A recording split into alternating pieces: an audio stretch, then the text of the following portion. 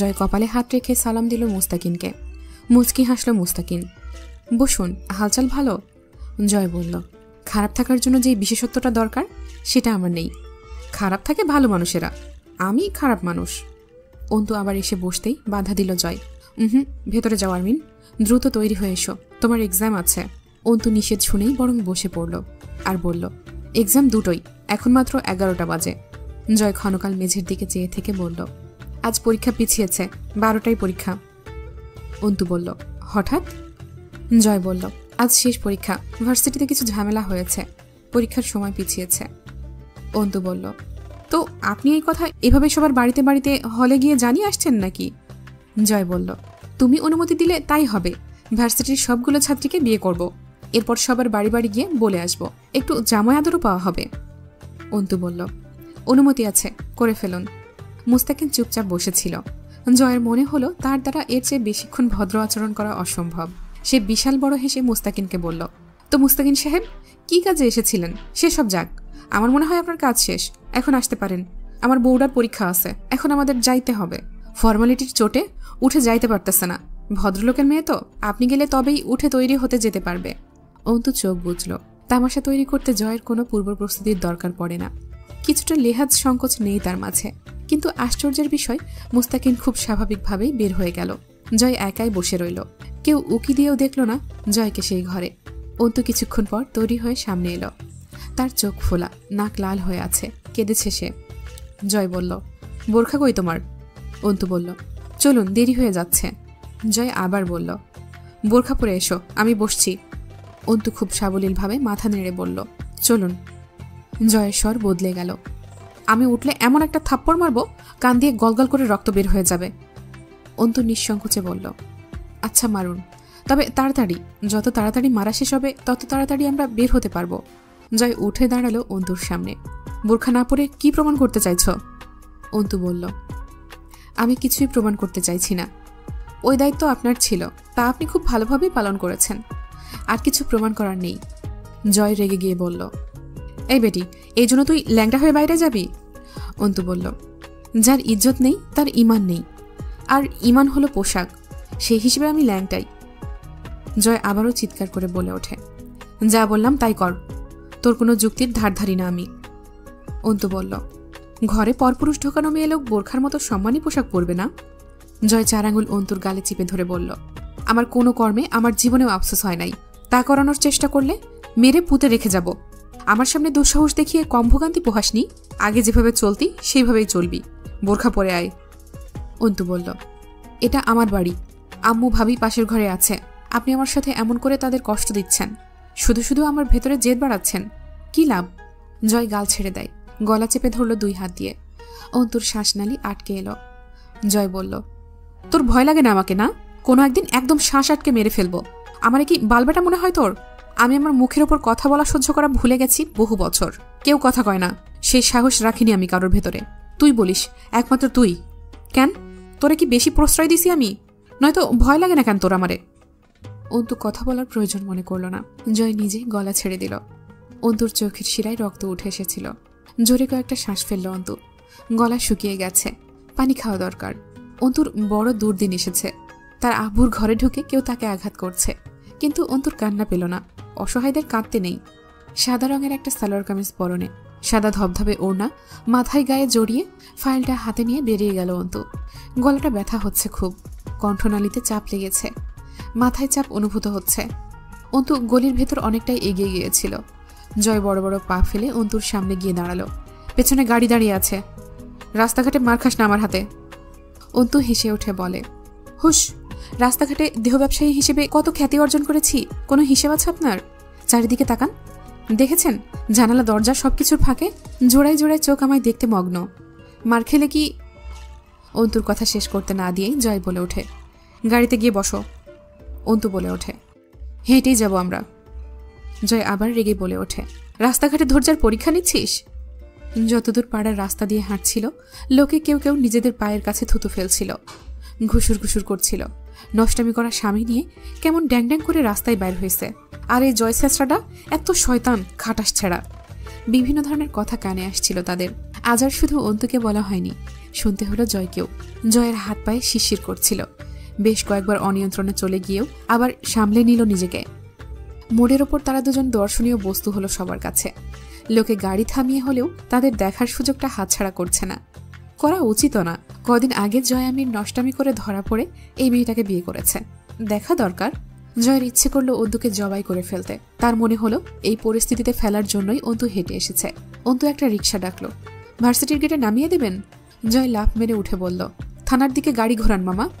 অন্তু তাকালো। জয় না তাকিয়েই বলল, তোমার পরীক্ষা দুপুর 2টায়। রাত 11টা। কনকনে শীতের রাতে খালি পায়ে মেঝেতে দাঁড়িয়ে থাকা সাহসিকতার ব্যাপার। তরুর ভেতরে আজ সেই সাহস এসেছে। হু হু করে শীতল বাতাস নাক মুখে ঢুকছে। তরু দাঁড়িয়ে রইল বারান্দার গ্রিল ধরে। তুলি ঘরের ভেতরে কোয়েলকে ঘুম পাড়াচ্ছে।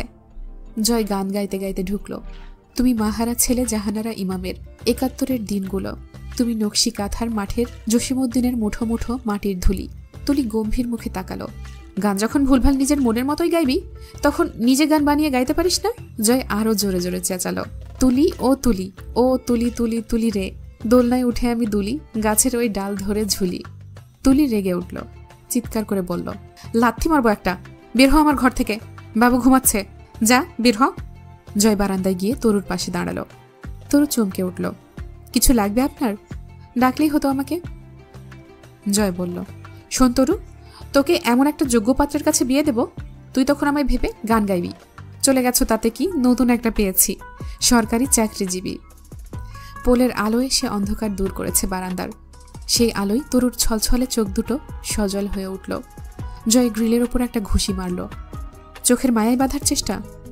শিট ম্যান, বাধা পড়ার সিস্টেম নাই ভেতরে। এরপর বাচ্চাদের মতো করে আহ্লাদ করার নাটক করে বলল, আমি পাখি ঘর বুঝি না রে। তরু হাসল, তবুও ঘর বাঁধলেন? না বুঝেই বাঁধলেন? জয় বলল, ঘর বাঁধিনি, এক জঙ্গলি বিলাইকে খাঁচাই পড়েছি, সেটাও পরিকল্পনাবিহীনভাবে। তুই দেখিস নে ওই বেটিরে, একদম ফায়ার, দেমাগ দেখলেই ভয় লাগে। তরু বলে ওঠে, আজ দেমাগি না হয়ে হেরে গেলাম নাকি? জয় বলল, জিতে গেলি, কারণ তুই আমাকে পাসনি। খুব সুন্দরী সে? মানুষ হিসেবে তোর মতো সুন্দর না, তেজ খুব বেশি। আর রূপ? সুন্দর আছে। আচ্ছা, এত সাফাই গাইতে হবে না। শুনুন, না পেতে পেতে এমন অভ্যস্ত হয়ে গেছি, চেয়েও কিছু পাওয়ার কথা ভাবলেও খুব ভয় লাগে, যেন কোনো অস্বাভাবিকতা। ছোট থেকে বাপের আদর পাইনি, মায়ের কোল আঁচল কিছুই পাইনি, নিজের একটা ঠিকানা পাইনি। হুট করে আপনাকে পেয়ে গেলে সামলাতে পারতাম না। চা খাবেন আপনি? আদা চা খেতে ইচ্ছে করছে, আমার জন্য বানাতে যাচ্ছি। আপনার জন্য বানাবো? তরু চলে যায় জয়ের সামনে থেকে। জয় চুপচাপ দাঁড়িয়ে রইল। তুলি এসে বসলো পেছনে বেতের মোড়ায়। আজকাল জয়ের মনে হয় সে পাপ করে, আগে মনে হয়নি। আগে মনে হতো এসব ক্ষমতা আছে করবেই, এসব তার স্বাধীনতা। কিন্তু আজ ব্যাপারটা অনুশোচনারও নয়। তরুর প্রতি যে স্নেহ এবং মায়াটা কাজ করে, সেটা খুব জ্বালাতন করছে। পরক্ষণেই মনে পড়ে, অনুশোচনা হতেই পারে, পাপ বেশি হলে অনুশোচনা মাঝে মধ্যে হয়, তবে সেটাকে ধরে রেখে পাপ করা থামানো যাবে না। হামজা ভাই বলেছে, পাপ জয়ের রক্তকণিকায় মিশে গেছে, তা ছেড়ে দিলে চলবে? চলবে যতদিন না শ্বাস থামে। জয় চলে গেল। তুলি অন্ধকারাচ্ছন্ন বারান্দার কোণে বসে আছে। আজ কতগুলো মাস বাপের বাড়ি এসে পড়ে থাকা মেয়েটির দুচোখ উদাসীন। জয়ের সাথে কথা বললে ভালো লাগে। জয় ছাড়া আর কারো সাথে সংলাপ বাড়ে না তার, চাপা স্বভাব। কিন্তু জয়ের ঠ্যাস মারা কপট কটুক্তিতেও তুলির ভেতরে শান্তি কাজ করে। পাগলা জয় ঠ্যাস মারতে মারতে সমস্যাটা শুনে নেয়, এরপর ধমকে উঠে আর একটা গালি দিয়ে কান্না থামায়। কিন্তু আজ জয় নিজেই অশান্ত। ওকে থামিয়ে নিজের বিষাদ চাপতে ইচ্ছে করল না তুলির। রাত 1:30টায় দাবার বোর্ড নিয়ে বসলো জয়। অনেকক্ষণ দেখলো বোর্ডটাকে। এলোমেলোভাবে ইচ্ছে মতো এক একটা গুটিকে দিয়ে আর একটাকে ধাক্কা মেরে সরিয়ে দিল। হামজা এসে বসে পাশে। জয় না তাকিয়ে হেসে বলে উঠল, বউ রেখে আমার কাছে আসছো রাত দুপুরে? মতলব তো ভালো থাকে না। হামজা কষে একটা ঘুষি মারল বাহুতে। বোর্ডটা ঘুরিয়ে নিল নিজের দিকে।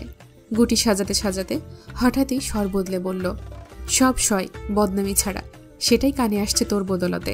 তোকে কি করা যায় তুই বল। জয় বলল, কোথায় শুনলে বদনামি? হামজা বলল, আরমিন আলোচনার বিষয়বস্তু হয়ে উঠেছে 10 গ্রামে। জয় ভ্রু কুচকায়। আজ যে সে তা নিজে প্রত্যক্ষ করেছে, সেটা চেপে গিয়ে বলল, কোন খানকির চেংড়া কি বলে বেড়াচ্ছে? ওই বাড়িতে আছে, লোকে কথা শোনাচ্ছে। এই বাড়িতে আসলে আর কারো বাচ্চার সাহস হবে না কথা শোনানোর। সামনে শুক্রবার তুলে আনতেছি, এরপর দেখব কোন সম্বন্ধীর পোলার পিছন চুলকায়। হামজা বলে, শিওর? জয় বলে, হ, আমি দেখবার চাই কোন বেটার জয় আমিরের ঘরের বউকে কথা শোনানোর হিম্মত হয়। আমি জাস্ট এইটা দেখার জন্য হইলেও তুলে আনবো। ওই বাড়িতে চেংড়ি পড়ে আছে, কথা তো শুনবেই। এইটা তো আর আমার দোষ না, কিন্তু সমস্যা হলো লোকজন খুব উড়াউড়ি করতেছে। আচ্ছা, আমি কি মরে গেছি? এরা আমায় আজকাল পাতা দিচ্ছে না কেন? যা তা করে বেড়াচ্ছে, আর আমিও সহ্য করে যাচ্ছি, ঠিক করতেছি। সে লোকে দামই দিচ্ছে না আজকাল। হামজা ঘরে ঢুকলো। রিমি হামজার পাঞ্জাবি ইস্ত্রি করছিল। অলস ভঙ্গিতে বিছানায় শুয়ে বলল, তোমার ভাই চাচারা হাত পা ধুয়ে আমার পেছনে লেগেছে। শ্বশুরবাড়ির লোকের সাথে দ্বন্দ্ব করতে যদি দিন যায়, আর সব পার্টি সামলাবো কখন? রিমি হাত থামিয়ে কিছুক্ষণ চেয়ে রইল হামজার দিকে। তখনই তড়াক করে উঠে বসে হামজা। রিমির হাত থেকে স্ত্রী কেড়ে নিয়ে কপাল টান করে, পাঞ্জাবি পরাবে? এত বেখালি হয়েছে কবে থেকে? এদিকে মার্জিয়ার শরীরে দিন দিন গর্ভাবস্থার লক্ষণ প্রকাশ পাচ্ছে। শরীরটা অসুস্থ হচ্ছে ঘন ঘন। ডাক্তার দেখিয়ে ফিরতে ফিরতে সন্ধ্যা হয়ে গেল। রাস্তার মোড়ে রিক্সা নামিয়ে দেওয়ার পর হাঁটতে হাঁটতে মার্জিয়া আনমনেই বলল, বোরখা ছাড়া তোমাকে দেখতে একটুও ভালো লাগে না অন্তু? অন্তু বলল, জয়ামের কি বলে জানেন, আমার খুব ভালো লাগে যখন কারো আমাকে ভালো লাগে না। কথাটার মর্ম আছে, তাই না? মার্জিয়া বলল, তোমারও কি তাই? মানে আমার এখন তোমাকে দেখতে ভালো লাগতেছে না, এটা তোমার ভালো লাগতেছে? অন্তু অল্প হাসল। চরিত্রহীনদের বোরখা পড়তে নেই ভাবি। মার্জিয়া গম্ভীর হয়ে বলল, তাহলে ওই জানোয়ারের কথা বলবা না আর আমার সামনে। হইতেই পারে তোমার স্বামী, কিন্তু আমার শ্বশুর একটা কথা বলতো, গুয়ের এপিটোপিট সমান। তা খোঁচাতে গেলে তুমি নিজেই নাপাক হবে, ছিটা তোমার গায়ে লাগবে, তাতে তোমার শরীর নোংরা হবে। এতে গুয়ের কোনো ক্ষতি আছে কি? তুমি কি করতে চাও বলো তো? তোমার কিছুই বুঝি না আমি। অন্তু বলল, কিছুই করতে চাই না, কিছুই না করতে চাওয়াটাই এখন সবচেয়ে বড় করতে চাওয়ার বিষয় আমার। মার্জিয়া ক্যাটক্যাট করে উঠল, আবার শুরু করলা? বলছি না তোমার এসব হেয়ালি কথা শুনলে রাগ হয় আমার, সহজভাবে কথা বলবো আমার সাথে। অন্তু বলল, কঠিনের কি আছে? আপনাদের সমস্যা আমার বোরখা না পরা নিয়ে, আম্মু এর জন্য কথা বলে না আমার সাথে। অন্তু চুপচাপ কিছুটা দূরে হেঁটে হঠাৎই বলতে লাগলো, আপনি ছিলেন না সেদিন, আমার গায়ে থুতু পড়েছিল মানুষের ছুড়ে দেওয়া। কেন জানেন? পুরুষ ঘরে ঢুকিয়ে কাপড় খোলার অপরাধে। শুনতে খারাপ লাগছে? আরো খারাপ কথা শুনুন, টেনে হিচড়ে হিজাব খুলে ফেলা হয়েছিল আমার। টেনে হিচড়ে খুলে ফেলা হয়েছিল আমার বুক থেকে ওড়নার পর্দা। মাথায় জড়ানো গামছা কেড়ে নিয়ে চুলগুলো আলগা করে ফেলা হয়েছিল। এই সুন্দর যাত্রাপালার দর্শক ছিল সেদিন হিউজ পরিমাণ। কিছু বলবেন? মার্জিয়ার হাঁটার গতি কমে যায়। অন্তু নিঃসংকোচে নির্লিপ্ত কণ্ঠে বলে, ওড়না ছাড়া আমাকে অতগুলো দর্শক দেখল, চোখের তৃষ্ণা মেটালো, নোংরামি করে ধরা পড়ার দায়ে বিয়ে করিয়ে দিল জয়ের সাথে। এরপর সেই শরীরে বোরখা জড়ানো মুখ ঢাকা পাগলামি হবে না? মার্জিয়া তাকিয়ে রইল অন্তুর দিকে। অন্তু সাবধান করল, সামনে তাকিয়ে হাঁটুন, হোঁচট খাবেন। বাড়ির গলি সামনেই, আর কয়েক পা এগোতে হবে। রাস্তায় লোক নেই। ওদের পার করে একটা গাড়ি গিয়ে থামল। ওরা দুজন হেঁটে গাড়িটা পার করে এগিয়ে যাওয়ার সময় কেউ ডাকল, শোনো। অন্তুর বুকটা ধক করে উঠল। প্রখর মস্তিষ্কে কণ্ঠস্বরটা চাপ ফেলল। এই কণ্ঠ চেনে অন্তু। ফিরে তাকায়, হুডির টুপি পলাশের মাথায়। মার্জিয়া জানতে চায়, কে এটা অন্তু? চেনো তুমি? এটা জয়ের বড় ভাই নাকি? অন্তু জবাব না দিয়ে ভাবির হাতখানা চেপে ধরল। পলাশ আজগর এগিয়ে আসে, ঠোঁটে লেগে আছে স্থায়ী সেই হাসি। অন্তু শুধায়, ভালো আছেন? পলাশ হেসে উঠল, তোমাদের এখানে যাচ্ছিলাম, সেই কবে থানা থেকে আসলাম, এরপর আর খোঁজ নাই। অন্য সব লোকদের এতদিনে বউ বাচ্চা সহ সব চলে যায়, তোমাদের সাথে কিছুই করলাম না তেমন। আগের সব ঋণকারীদের সাথে নাইনসাফি হয়ে যাবে না? দেখা যাবে ওরা অভিযোগ তুলবে। ওদের সাথে যা হয়েছে তোমাদের সাথে নয় কেন? ঠিক বলিনি? অন্তু বলল, হ্যাঁ ঠিক বলেছেন। আসলেই তো, আসলেই আমাদের এত সুযোগ দিয়ে ঠিক করেননি।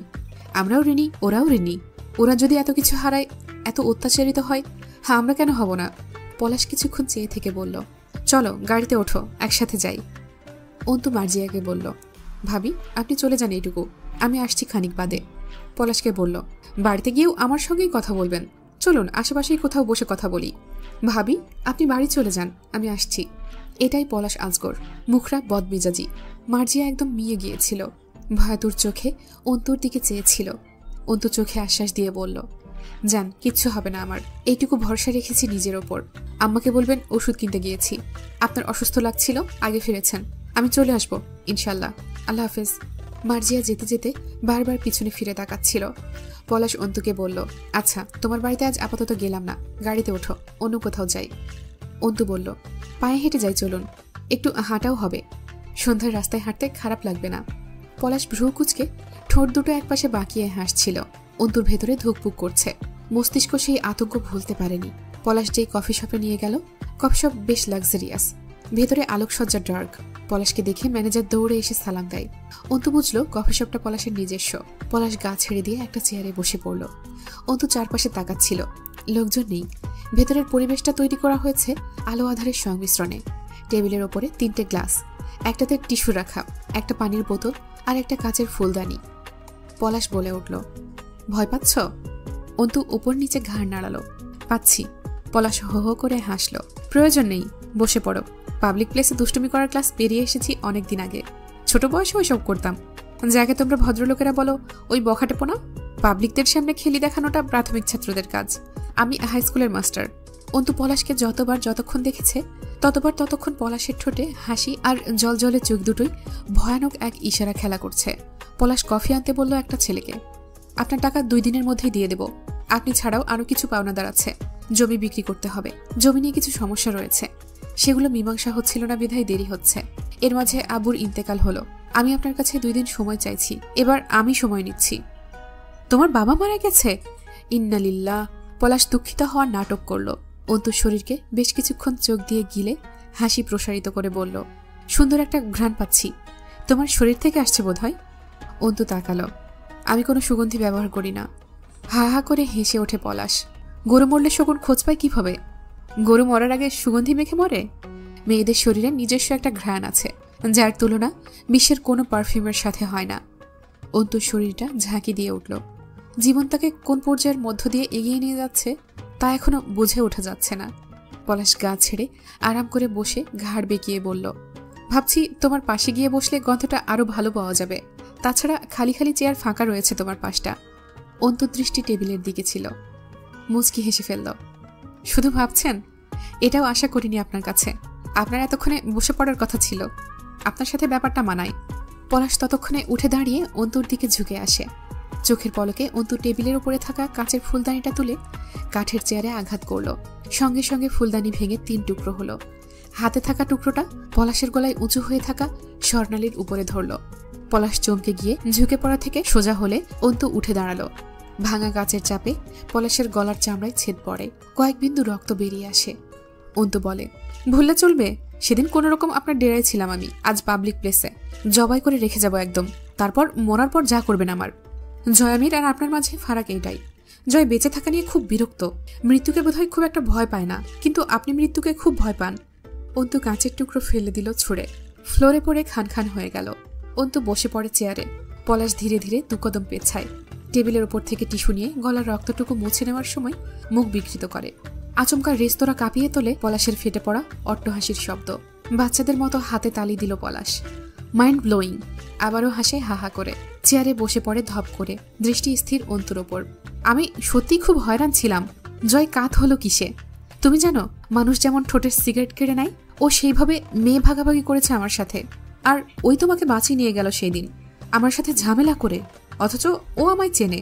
কিন্তু তুমি সেদিন যেভাবে কেঁদেছিলে আর 5টা মেয়ের মতোই লেগেছিল। মাগার এরপর একটা চুমুক, থু, সোজা জয়ের মুখে। আমি খুব ভেবেছি, আমার বউকেও বলেছি তোমার কথা। পলাশ চট করে থামলো। কিছুক্ষণ চেয়ে রইল ধুম মেরে চুপচাপ। কিছু মনে পড়েছে যেন, এইভাবে তড়ি বাজালো। ওয়েট, আসছি 1 মিনিট। হাই কমিশন ব্র্যান্ডের ব্লেন্ডেড স্কচ হুইস্কি মদের বোতল নিয়ে ফিরল। গলগল করে গ্লাসে ঢেলে তাতে চুমুক দেবার আগে বলল, নেবে 1 সিপ? অন্তু মাথা নাড়ালো। চোখ বুঝে পুরো 1 শট শেষ করে গ্লাস টেবিলে রেখে বলল, এবার কথায় এনার্জি আসবে। তোমাকে সেদিন একদম সাধারণ লেগেছিল। শিট, হতাশ আমি নিজের ভাবনাই। উঠে যেতে যেতে বলল, জয় যেমনই হোক ওর রুচি ভালো, এটা আমি জানতাম। বড় বংশের ছেলে তো, আজ প্রমাণ হলো আরেকবার। তাতে 2 টুকরো আদা, কয়েকটা পুদিনা পাতা, সোডার কৌটা থেকে খানিকটা সোডা, 2 টুকরো করা লেবু, 2 চামচ চিনি দিয়ে তাতে হুস্কি ঢাললো। 2 বার চুমুক খেয়ে বলল, বরাবর ভালো লেগে যাচ্ছে তোমাকে। আমার বউ না থাকলে একটা চান্স নিতাম তোমার উপর। তোমাদেরকে 1 রাত পর ছেড়ে দেওয়া যায় না, বুঝলে? রেখে দেবার মতো তুমি। কিন্তু আমি আমার বউকে খুব ভালোবাসি। অন্তু বলল, আসলেই বোঝা যায় অনেক বেশি ভালোবাসেন আপনার স্ত্রীকে আপনি। পলাশ বলল, তোমার কাছে ভালোবাসার মানে কি? অন্তু বলল, বুঝি না। অন্তুর দিকে কফি এগিয়ে দিয়ে বলল, আমার সমস্যা কি জানো? আমাকে ভয় পাওয়া লোকের তো অভাব নেই। সেই সবের ভিড়ে আমার বিরুদ্ধে অস্ত্র ধরা কারোর সামনে খুব কাবু হয়ে যায়। দুনিয়ার খারাপ মানুষের আরেকটা স্বভাব আছে, এরা ভালো মানুষের উপর সহজে পিছলা খায়। একে বলে বিপরীত আকর্ষণ বোধ হয়, পজিটিভ নেগেটিভ তারের ব্যাপারের মতো আর কি, বুঝছো? গা দুলিয়ে হাসলো পলাশ।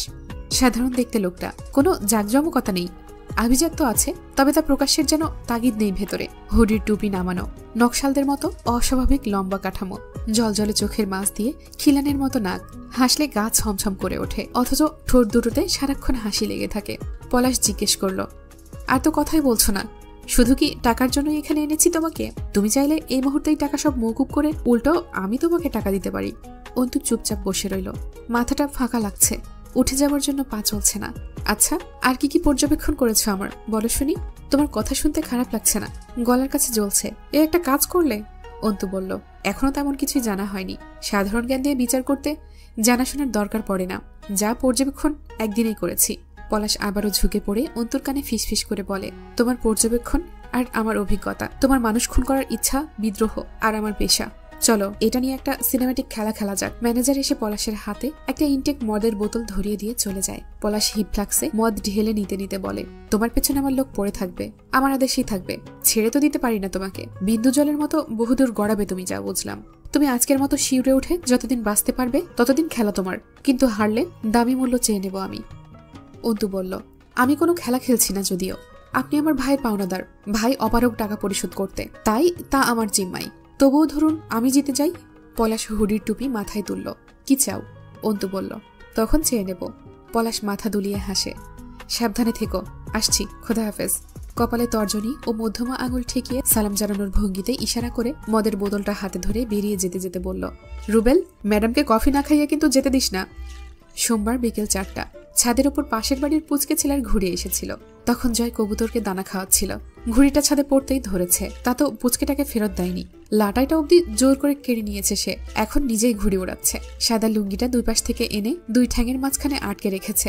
খালি গায়ে, গলায় লাল টকটকে গামছা ঝুলছে, কিন্তু লুঙ্গি গামছার সাথে পায়ে কালো চামড়ার বেল্টওয়ালা স্যান্ডেল, এ এক অসঙ্গতি। তার উপর আবার চামড়ার স্যান্ডেলের বেল্ট খোলা। দুর্দান্ত উঠছে ঘুড়িটা। পুচকে দাঁড়িয়ে কাঁদছে। জয়ের ভয়ে জোরে কাঁদার উপায় নেই। জয় বলে দিয়েছে, কান্নার সাউন্ড কানে আসলে এখনই ধরে দাদি একদম কোপ মেরে সুনুতে খাতনা করে দেবে। পুচকেটা এমন ভয়ঙ্কর রিস্ক নেবে না। সে নিঃশব্দে ফুপাচ্ছে আর দেখছে নিজের ঘুড়িটা জয় কিভাবে হানাদার বাহিনীর মতো দখল করে উড়াচ্ছে। জয় জিজ্ঞেস করলো, তোর ঘুড়ির দাম কত রে? ছেলেটা বলল, কাগজ কিনে বানাইছি, তুমি আমার ঘুড়ি দাও। জয় বলল, ততলু শালা, সেই কাগজ তো আর তোর রূপ দেখে দেয় নাই দোকানদার, যেই ফটকা মারা সুরত তোর, কাগজের দাম কহে? ছেলেটা বলল, 6 টাকা। জয় বলল, তোর বোন আছে? ছেলেটা বলল, বিয়ে হয়ে গেছে। জয় বলল, শিট, আমি মানুষ খারাপ হলেও লোক ভালো, ভাবলাম তোর বোনকে জ্বালানোর দামে তোর ঘুড়িটা ফিরিয়ে দেব। সেই বালিতে গুড়, মাইনসের এটোতে মিছে মিছেও মুখ রোচে না আমার। বিয়ে দিবি ভালো কথা, আর কয়দিন পরে দিলে আজ ঘুড়িটা ফেরত পেয়ে যাইতি। ছেলেটা কান্না করে আর বলে, আমার ঘুড়িটা দাও।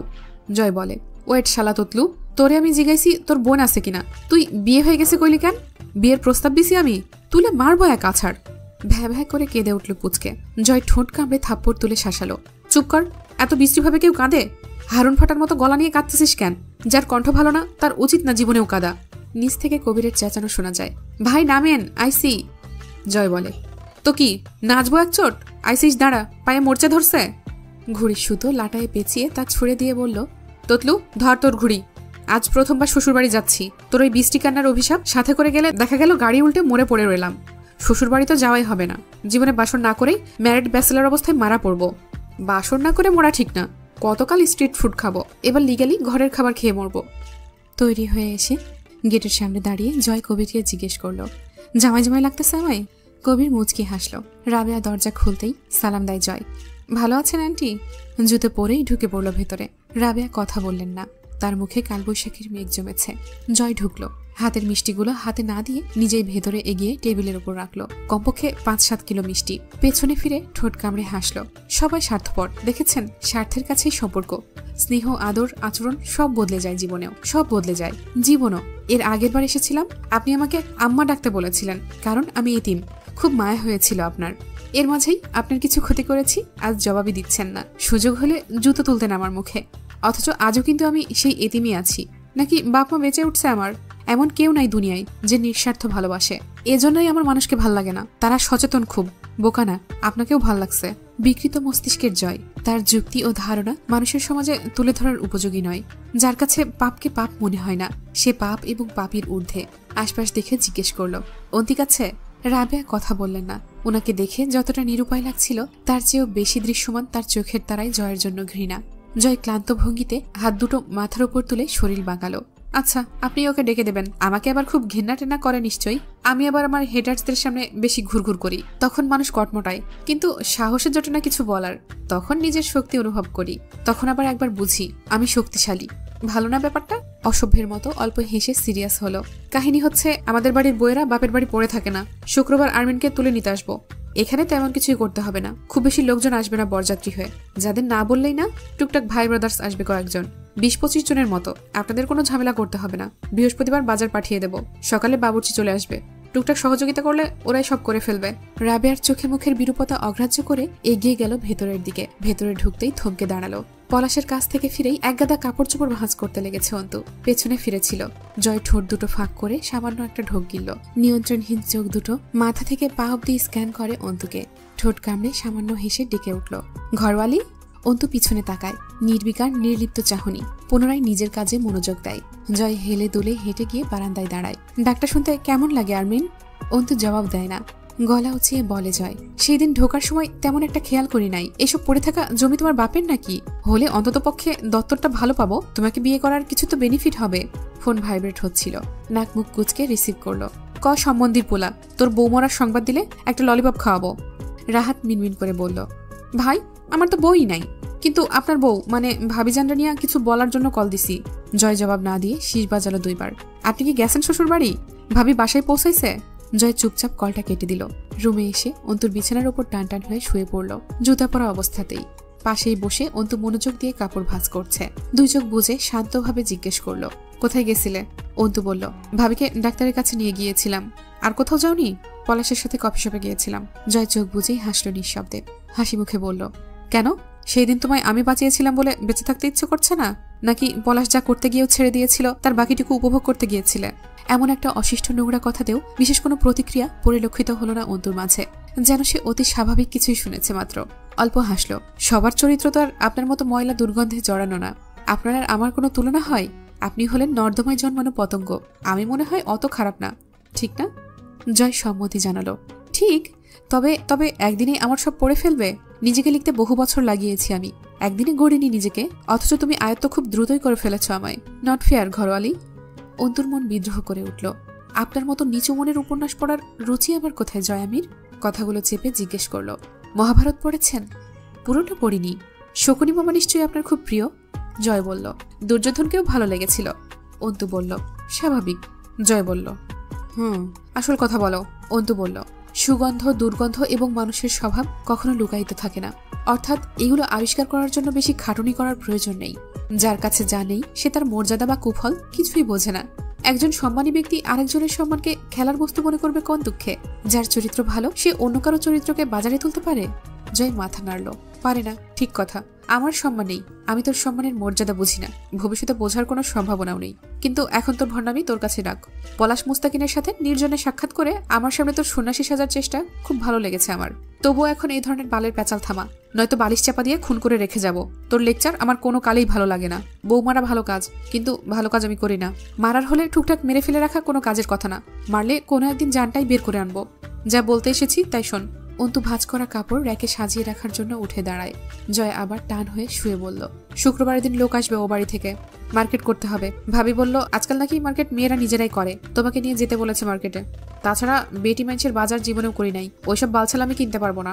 কাল সকালে তৈরি থেকো। অন্তু বলল, আপনাদের পছন্দ মতো কিনলেই চলবে, ফ্যাশন নিয়ে আমার কোনো সেন্সিটিভিটি নেই। জয় খুঁটিয়ে দেখে অন্তুকে। নারী দেহের প্রতিটা ভাঁজে জয়ের পৌরুষ নজর পরিভ্রমণ করে শেষ অবধি থামে অন্তুর কাঁধ থেকে বুক অবধি। নিঃশ্বাস ভারী হয়, জোরে করে শ্বাস ফেলে ঘাড় ঘুরায় অন্যদিকে। তখনই অন্তু বলে ওঠে, কিন্তু আমার একটা শর্ত আছে। জয় বালিশটা খাটের বক্সের সাথে হেলান দিয়ে তাতে পিঠ এলিয়ে দিয়ে বলে, এমন ভাব করছো যেন আমি সব শর্ত মঞ্জুর করতে চেয়ে তোমায় ও বাড়ি নিয়ে যাওয়ার প্রস্তাব দিয়েছি। বিয়ে হয়েছে, তুমি দায়বদ্ধ, কি শর্ত দেবে? সিনেমার হিরোদের মতো আলাদা শোয়াবে? অন্তু কথা বলল না। জয় খ্যাক খ্যাক করে উঠল, নাটক করো না, কি চাও বলো। আস্তে করে উঠে পা ঝুলিয়ে মাথা নত করে বসে, 2 হাতের তালু বিছানায় ঠেকালো। অন্তু বলল, কুড়িগ্রামে আব্বুর পৈতৃক কিছু সম্পত্তি আছে, মেজো চাচা সেটা দখল করে আছে, সেখানে নিজের খামার দিয়েছে। পলাশের পাওনা ছাড়াও আব্বুর বেশ কিছু ঋণ আছে। প্রতিদিন বাড়ি বয়ে লোকজন আসছে। আব্বুর যাওয়ার পর ওরা ভয় পাচ্ছে আমরা হয়তো টাকাটা আর দেব না, তাগাদা বেড়েছে। আপনি জমিটা কাকার কাছ থেকে দখল নিয়ে সেটা বিক্রি করে টাকা এনে দেবেন। খামার পরিষ্কার না হলে ক্রেতার রেস্ট্রিতে যাবে না। জয় কিছুটা সময় নিয়ে মাথা তুলল, চোখা স্বরে বলল, আমাকে তোমার দখলদার মনে হয়? অন্তু অবাক হওয়ার ভান করে সামান্য হাসল। আপনার মনে হয় না? শুধু আমার কেন, সবারই মনে হয়। রাজনীতিবিদদের কাজ কি? দখল করা। সেটা হোক ক্ষমতা, সম্পত্তি, মানুষের অধিকার অথবা জনসাধারণের জীবনের সুখ। আপনাদের নৈতিক দায়িত্ব দখলদারি, তবুও লোকে আপনাকে পছন্দ করে। হতাশ আমি। জয় বাঁকা হেসে ঘাড় ঘুরালো। কারো পছন্দের হতে আসেনি দুনিয়ায়, বেঁচে থাকার জন্য এসেছি, নিজের মতো করে বাঁচবো। বেশ শান্ত দেখালো জয়কে। অন্তু আবার বলল, কাল মঙ্গলবার, সকালের গাড়িতে কুড়িগ্রাম পৌঁছাতে বেলা 11:30টার মতো বাজবে। কাল রেস্ট্রি না হলে আগামী পরশু বুধবার হবে। টাকাটা এনে হিসেব করে নিজের হাতে পলাশকে দিয়ে আসবেন। পলাশের পাওনা সুদসহ 12 লক্ষ টাকা দাবি করেছে ও। ওখানে আব্বুর জমি 4 কাঠার বেশি, কম বেশি 1,20,000 টাকার মতো আসতে পারে। বুধবারের মাঝে এই কাজগুলো শেষ করে ফেলুন। বৃহস্পতিবার অনুষ্ঠানের কাজের জন্য রইল। জয় বলল, আদেশ করছ? অন্তু বলল, আপনার মনে হচ্ছে? জয় বলল, না। অন্তু হাসলো, তাহলে করছি না। তুমি যাবে না কেন সাথে? আপনি যাচ্ছেন তো, চলবে। ভরসা করছ? আপনার মনে হচ্ছে? না। তাহলে করছি না। জয় মৃদু ধমকে উঠল, আমি একা গিয়ে কারবাল ছিড়বো ওখানে? আমি কাউকে চিনি? অন্তু বলল, কল করবো আমি, বলে দেবো সব। আর এইটুকু যদি সামলে নিতে না পারেন তাহলে আর মাস্তান হওয়ার ফায়দা কি? অন্তুর সূক্ষ্ম অপমানে জয় ধৈর্যহারা হয়ে উঠল। এক চোটে বসা থেকে উঠে অন্তুর পেছনের চুলগুলো মুঠো করে ধরে হিচড়ে পেছনে ঠেলে নিয়ে গেল। তাতে সবে গুছিয়ে রাখা কাপড়ের র্যাকটা উল্টে পড়ে যায়। অন্তুর পিঠটা সজোরে ধাক্কা খায় দেয়ালে। পিঠে আঘাত পেতেই অন্তু থাবা দিয়ে খামচে ধরে জয়ের কলার। বুকের ওপর আঁচড় লেগে চামড়া উঠে যায় জয়ের বুকে। অন্তু ছাড়ে না, মাংসাশির মতো খাবলে ধরে চিবিয়ে বলে, মাস্তান নন আপনি, আপনি কুকুর। ভুলটা সহ্য নিয়েছি, এবার ছাড়ুন। মানুষের ভুল হয়ে যেতেই পারে, মাস্তান তো ভালোই। আপনি কি আর তেমন? রাস্তায় রাস্তায় কিছু কালো কুকুরেরা ঘুরে বেড়ায় না, মানুষ দেখলেই হামলে পড়ে? আপনিও তাই। জয় এক অদ্ভুত প্রতিক্রিয়া দেখালো। ও বোধহয় শুনতে পেল না অন্তুর ভৎসনাগুলো। ঝাপড়া ঝাপড়িতে অন্তুর গায়ের ওড়না পড়ে যায় একপাশ থেকে। এর আগেও দেখেছে এভাবে, তখন যেই চাহিদাগুলো জাগেনি তাকিয়ে থাকতে ইচ্ছে করেনি এমন করে। পরিস্থিতির প্রতিবন্ধকতায় চাপা পড়ে গেছে সেই সব। আজ হলো না। ক্রমশই তীব্র পুরুষ দেহটা পাগলামি শুরু করলো জয়ের। বুকের আঁচড়ে যখন জ্বলে উঠছিল, জয়ের শরীরটা আচমকাই অন্য চাহিদায় মনোযোগ পেল।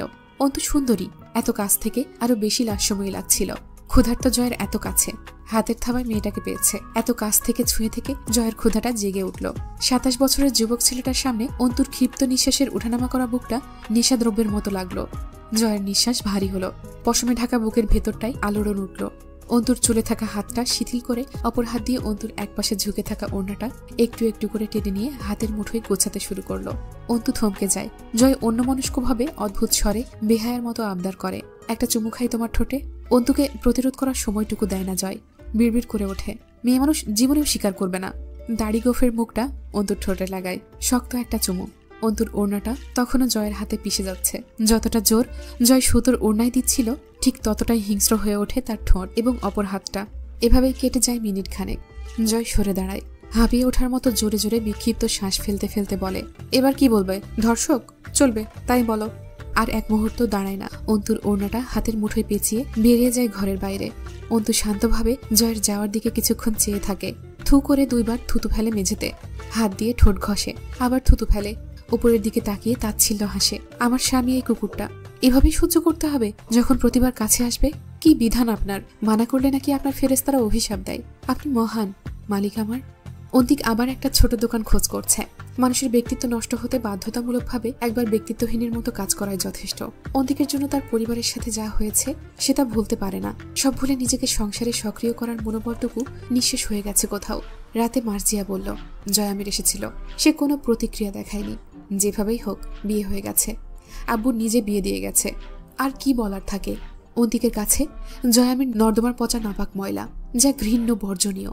তার কারণে অন্তুর সাথে যা হয়েছে তা ছিল অপরিকল্পিত, কিন্তু অন্তুর জন্য কলিজা ফাটে। অথচ সান্ত্বনা দেবার ভাষা নেই। আমার মনে হয় ওর বোন এমন দুর্বল নয়। অন্তুর কাছে যুক্তি, ধৈর্য, কথার বান ও প্রতিবাদের সাহস সব আছে। অন্তু বারান্দায় 1 কাপ কড়া চা আব্বুর বসার চেয়ারখানাতে রেখে আব্বুকে জিজ্ঞেস করলো, তুমি চাতে চিনি খাও না কেন? বলো, পানসে লাগে না? আমি তো জীবনেও তোমার চা মুখে দিতে পারি না। আমজাদ সাহেব বেতের তৈরি রকিং চেয়ারে বসা। চেয়ারটা তিনি যেদিন শখ করে বানিয়ে আনলেন, কি যে খুশি লেগেছিল তার চোখ মুখে। গাম্ভীর্যের পেছনে এক শৌখিন মানুষ ছিলেন তিনি। অন্তু চেয়ারে হেলানা দিয়ে আব্বুর দিকে চেয়ে থাকে। আজ কোনো কথা বলছে না, জবাব দিচ্ছে না। অন্তু ছটফট করে উঠল। কি হয়েছে তোমার আব্বু? কথা বলছো না কেন? তোমার অভিমান সহ্য করার সাধ্য আমার নেই। তোমার আর কত কি সহ্য করা লাগবে আমাকে? অনেকক্ষণ পর বললেন আমজাদ সাহেব, তুই চলে যাচ্ছিস অন্তু?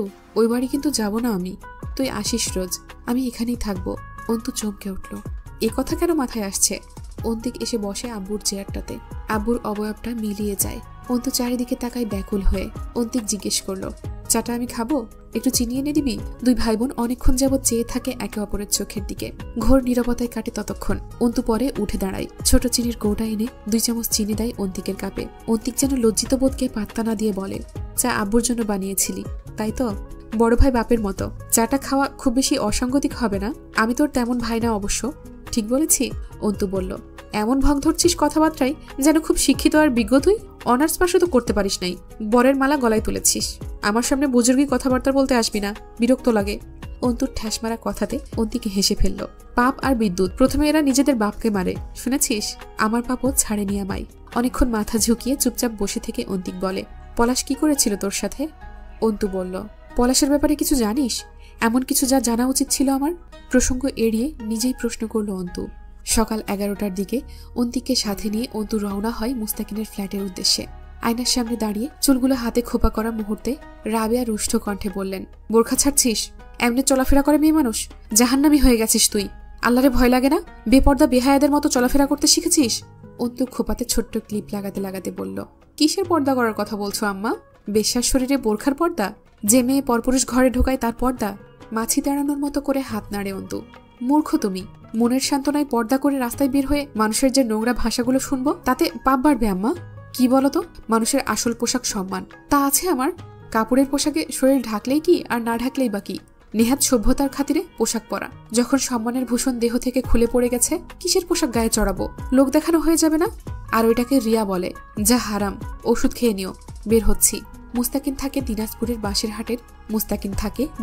বাঁশেরহাটের ঢাকা দক্ষিণ রোডের মিশরা উদ্দিন সরণিতে। ফ্ল্যাট বলতে 6তলা বাড়ির 1 ইউনিট। মুস্তাকিনের ঠোঁটের কোণে সেই মুচকি হাসি ঝিকমিক করছিল। নিজের হাতে নাস্তা বানিয়ে আনলো। সোফায় বসে বলল, কি ব্যাপার, রাস্তা ভুল করে? প্রয়োজনে। মুস্তাকিন হাসল। প্রয়োজন ছাড়া মানুষ নিঃশ্বাসও ফেলতো না। নিহাত বেঁচে থাকার প্রয়োজনে মিনিটে কম বেশি 20 বার শ্বাস প্রশ্বাস ফেলে। কি প্রয়োজনে এসেছেন? চুপচাপ তাকিয়ে রইল অন্তু। মুস্তাকিনকে ওর কোনোদিন সাধারণ মানুষ মনে হয়নি। কিছু একটা আছে লোকটার মাঝে, কিছু একটা। সেই কিছু একটা কি যে তা আন্দাজ করা দুঃসাধ্য। লোকটা যে কোনো পরিস্থিতিতে অস্বাভাবিক রকমের শান্ত থাকার বিশেষ গুণ সম্পন্ন। মুস্তাকিন হাসল। উকিল হবার আগে যদি এভাবে স্ক্যান করেন, এনার্জি লস হবে ম্যাডাম।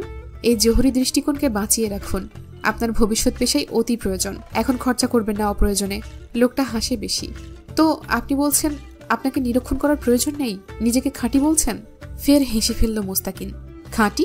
সে তো স্বর্ণও হয় না। 24 ক্যারেটকে লোকে খাঁটি স্বর্ণ বলে জানে, অথচ এটা জানে না স্বর্ণে খাদনা মেশালে গহনা তৈরি করা যায় না। স্বর্ণ নরম ধাতু, ওতে খাদনা মেশালে তা দিয়ে অলংকার করা যায় না, গলেও মজবুত হয় না। আর খাদ মেশানো স্বর্ণ কখনো 24 ক্যারেট হয় না। অন্তু চোখে হাসলো। অর্থাৎ খাঁটি মানুষেরা দুর্বল হয়, তাই না? আমিও বুঝি আজকাল। মুস্তাকিন বলল, আমি একটু ব্যাকডেটে মানুষ। কফিতে তৃপ্তি কম পাই। চা ভালো বানাতে পারি, টেস্ট করে দেখুন, নয়তো পরিশ্রম বৃথা যাবে। অন্তু বলল, কথা শেষ করে নেব, ঠান্ডা হোক। আপনি আমায় পলাশের ব্যাপারে বলুন, কিছু লুকাবেন না, এবং এটাও জিজ্ঞেস করবেন না কেন জানতে চাইছি। মুস্তাকিন বলল, আপনার উকিল হওয়াই ঠিক আছে, শুনানি পেশ করায় খুব দক্ষ হবেন, তবে রাজনীতিতে গেলে ভালো হতো। কথার ভাষণেই পার্টি আপনার। ভালো কথা জানেন, খুব সাজানো। অন্তিক দর্শকের মতো বসে আছে, দৃষ্টি অন্তুর মুখের দিকে। যেন মনেই নেই এমন ভঙ্গিতে মুস্তাকিন জিজ্ঞেস করল, এটা কত সাল চলছে যেন? অন্তু জবাব দিল, 2014 সাল চলছে। রাজনৈতিক নেতাকর্মীদের মাঝে পরস্পরের সম্পর্কগুলো যেমন উপরি হয়, ঠিক তেমনি ভাবে রাজনীতিতে থাকতে গেলে বিভিন্ন ধান্দার বিভিন্ন ধরনের মানুষের সাথে লেওয়াজ করে চলতে হয়। সেভাবেই একটা লেওয়াজ ছিল হামজা ও জয়ের পলাশের সাথে। হামজা পলাশের সমসাময়িক জুনিয়র। পলাশ হাজী মোহাম্মদ দানিশ বিশ্ববিদ্যালয় থেকে অনার্স পাশ করে বেরিয়েছে প্রায় 8 বছর আগে। ভার্সিটিতে থাকাকালীন সে ছিল ওখানকার ছাত্রদলের এক সাধারণ সম্পাদক। অথচ ভার্সিটির পাঠ চুকিয়ে বের হতেই সে ছাত্রদল থেকে একদম অব্যাহতি নিল। ব্যবসা শুরু করলো নিজের। ধীরে ধীরে চাচা অর্থাৎ রাজন আজগরের সাথে মিলে হয়ে উঠল এক বিশিষ্ট সন্ত্রাস, সাথেই মহাজন ব্যবসায়ী। সেই সামলায় এখনকার কারবার। ঢাকাতে আছে রাজন আজগর। পলাশ রাজনীতি ছেড়েছিল, এর অবশ্য একটা কারণ আছে। ওর অনার্স ইয়ারের ফাইনাল পরীক্ষার আগে একটা ছাত্র সংগঠন নির্বাচন অনুষ্ঠিত হয়েছিল। তার আগেই এক নোংরা কুকর্ম করে ফেলেছিল সে। এক গরিবের বউকে ক্লাবে তুলে এনে ধর্ষণ ও শারীরিক নিপীড়ন করেছিল। সেই মহিলার পরেও তার বিরুদ্ধে ছাত্রী হোস্টেলের কোন ছাত্রীকে এমন কিছু করার অভিযোগ উঠেছিল। এরপর ছাত্র সংসদ থেকে বের হয়ে আসতে হলো তাকে। এই ক্ষোভেই রাজনীতি ছেড়ে সন্ত্রাসনীতিতে যুক্ত হয়েছে। মানুষকে টাকা ধার দিয়ে তার শোধের ব্যবস্থা রাখে না। পরে বাড়ির মেয়েরা তার শিকার হয়, যা অন্তুর সাথে হয়েছিল। জয় জানে সবই, কিন্তু সে জানত না অন্তুর মতো রক্ষণশীল পরিবারের কেউ পলাশের কাছে ভিড়বে। পলাশ ছাত্র রাজনীতি থেকে বেরিয়েছিল কেবল নিজের অমানসিক মস্তিষ্কে চাহিদাগুলো চরিতার্থ করার জন্য। দিন দিন এত শক্তিশালী হয়ে উঠেছিল সে, তার শক্তির নিচে অল্প জায়গা পেলেও তা যে কারোর জন্য বিশাল ব্যাপার। তবে ওকে দেখলে ওর শক্তি সহজে আন্দাজ করার জো নেই। চালচলনে খুব সাধারণ এবং আকস্মিক গুপ্ততা আছে। ওর যে মাথায় দোষ আছে, এটাও ওর শিকার ছাড়া কেউ ধরতে পারবে না। তবে 4-5 বছর আগে পলাশের জন্য চারপাশটা এত অনুকূল ছিল না। প্রশাসন পুরোটা মারেনি তখনও। সাল 2010-এর দিকে রাজনৈতিক বিপর্যয় পুরো দেশ জুড়ে। বঙ্গবন্ধুর হত্যা মামলার রায় কার্যকর হলো, আরেক দফায় যুদ্ধাপরাধীদের বিচার হলো, বিএনপির নেত্রীর নিবাস পরিবর্তন। তখন দেশের অবস্থা খুব উত্তেজিত। সেই সময় হামজা কেবল মাথাচাড়া দিয়ে উঠেছে রাজনীতিতে। তার সাথে ভাবটা গড়ে তুলেছিল নিজের স্বার্থেই পলাশ। এরপর থেকেই দুই পক্ষ পরস্পরের জন্য ব্যাকআপ সাইড হয়ে গেল। কিন্তু মাঝার তখন জয়ের বিপরীতে ভার্সিটির ছাত্র সংসদ থেকে ছিটকে পড়ার শোকে হতবিহ্বল। অথচ মাঝার জনপ্রিয়তার তুঙ্গে। তার বিপরীতে সরাসরি লড়ার হাত কোনোদিনই শক্ত হয়ে ওঠেনি মাঝারের। বাপ মেয়র থাকা সত্ত্বেও তরুণ রাজনৈতিক নেতা হামজার দাপট চলছিল চারিদিকে। চাচাতো বোনকে বিয়ে দেওয়ার পেছনে মাঝারের একটা দারুণ পরিকল্পনা থাকলেও তা কোনোদিন সফল হয়নি। হামজা ঠিক যতটা চতুর তেমনই ভয়ানক। সে নিজের অর্জনের ভাগ কাউকে দেয় না। পুলিশের সাথে নিয়মিত উঠা বসা শুরু করলো। এরপর সমস্যাটা তৈরি হয়েছিল হামজা ও জয়ের বেপরোয়া চালচলন নিয়ে। মাঝার পুলিশকে খুব মান্য করে চললেও জয়ার হামজার কাছে পলাশ তেমন একটা আধিপত্য বিস্তার করতে পারেনি কোনোদিন। আরো বহুত ব্যাপার আছে যেগুলো শুধু ওরাই জানে, আপনার না জানাই ভালো। মুস্তাকিন কথা শেষ করলো। অন্তু উঠে দাঁড়ায়। জয়ামিরের ব্যাপারে কি জানেন? জয়ামির এক যুদ্ধ অপরাধীর ছেলে। খুব সংক্ষেপে জবাব দেওয়ার চেষ্টা করলো মুস্তাকিন। অন্তু বেরিয়ে আসে মুস্তাকিনের ফ্ল্যাট থেকে। রাস্তা পার হওয়ার জন্য দাঁড়াতেই নজরে আসে ছোট্ট একটা মেয়ে বাবার সাথে রাস্তা পার হচ্ছে। অন্তুর বুকটা ধড়াস করে ওঠে। তখনই ডান হাত চেপে ধরে অন্তিক, তাড়া দেয়, ফাঁকা রাস্তা, চল পার হই। বিগত 2014-এর 5 জানুয়ারি 10ম জাতীয় সংসদ নির্বাচন অনুষ্ঠিত হয়ে গেল। ভোট দিতে গিয়েছিলেন না আমজাদ সাহেব। কাউকে যেতেও দেননি। অন্তু তখন নতুন ভোটার। সে আব্বুকে খুব আগ্রহের সাথে বলে, কাল আমি নাগরিক হব, আমার প্রথম ভোট দেব। আব্বু হেসেছিলেন। তোর জন্য ব্যালট পেপার বেঁচে থাকলে না হয় ভোট দিতি, আজ রাতেই সেসবে সিল পড়ে যাবে। কষ্ট করে ভোট দিতে যাওয়ার ঝামেলা নেই। জনগণের খাটুনি কমাতে সরকার দেখ কত কি করে। তবুও লোকে বলে রাজনীতি আর রাজনৈতিকরা নাকি ভালো না। সে খবরের কাগজ পড়ছিল। নির্বাচনের আগের রাতে কমপক্ষে 500 ভোট কেন্দ্র আগুনের হালকায় দাও দাও করে জ্বলছে। 20-25 জনের মৃত্যুর খবর যদি ছাপাই হয়, আমজাদ সাহেব ধারণা করলেন মৃত্যু এর চেয়ে অনেক বেশি হয়েছে, আহত অগণিত। তার মধ্যে নিশ্চয়ই শিবির আর বিরোধী দলীয় বিএনপির ছেলেরাই বেশি মরেছে। অন্তু সতর্ক কণ্ঠে জিজ্ঞেস করছিল, আব্বু তুমি কি জামাত শিবিরকে সমর্থন করো? আমজাদ সাহেব বেশ কিছুক্ষণ চুপ থেকে বলেছিলেন, আমি অন্তত এই দেশের বর্তমান ক্ষমতায় থাকা স্বৈরাচার নেতাদের সমর্থন করি না। অন্তুদের ভার্সিটি ছুটি হয়ে গেল। চারদিকে হাহাকার। মাস জুড়ে স্কুল কলেজে ছুটির পর ছুটি। একে একে জেলে যায় লোকে। তার কয়েকদিন পর তাদের ফাঁসির রায় কার্যকর হয়। সুবিচারে দেশ ভরে উঠতে লাগলো কানায় কানায়। লোকের রাতে বাইরে বের হয় না সুবিচারের ভয়ে। কোথাও তাদের ওপর না সুবিচার ঘটে যায়। এমনিতেও এত সুবিচার এই বাংলাদেশের সীমানায় আটকে আছে, উতলে পড়ে যাচ্ছে। বাইরে বের হওয়া লোকের নিশ্চয়তা নেই ঘরে ফেরার। বিনা নোটিসে কারাদণ্ড হয়ে যায় আজকাল মানুষের। এভাবে পেরিয়ে যায় প্রায় 6 মাসের মতো। জুলাই মাসে সবকিছু সামান্য স্বাভাবিক হওয়ার পরেই সবকিছু চলতে শুরু করে। কতদিন এভাবে চলা যায়? উত্তাল ঢাকা শান্ত যেন। নির্বাচন থামানো যায়নি। ঠিক ক্ষমতায় বসে পড়েছে ভক্ষকগণ। এই শোক এবং হতাশা আর বিরোধী বিপ্লবীরা একে একে জেলে যাওয়ার হতাশায় নিমজ্জিত হয় তারা। আইনস্টাইন বলেছিলেন, পৃথিবীর প্রায় সকল তুলনাকে আপেক্ষিকতা দিয়ে ব্যাখ্যা করা যায়। আপেক্ষিকভাবে বিরোধী দলগুলো নির্বাচনের পর ঠিক যতটা হতাশা নিয়ে দমে গেল, হামজা জয়ের মতো ছাত্রলীগের তরুণরা ওপর মহলের প্রশ্রয়ে তত বেশি হুঙ্কার দিয়ে নিজেদের জাহির করার সুযোগ হাতিয়ে নিল। আজ 12ই ডিসেম্বর 2014, রোজ শুক্রবার। অন্তু বিয়ের সাজে বসে এসব ভাবছে। অবাক হয় জীবন তাকে কোথায় এনে দাঁড় করিয়েছে। সে ধীরে ধীরে সাধারণ একটা স্বপ্ন দেখা মেয়ে থেকে কেমন আন্তর্জাতিক রাষ্ট্রীয় বৈষম্যের দিকে ঝুঁকে পড়েছে।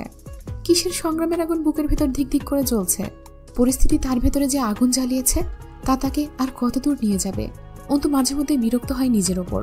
সে আজ এমন প্রতিবাদ করতে না গেলে, সহ্য করা শিখলে জীবনটা এর চেয়ে অন্তত ভালো হতো।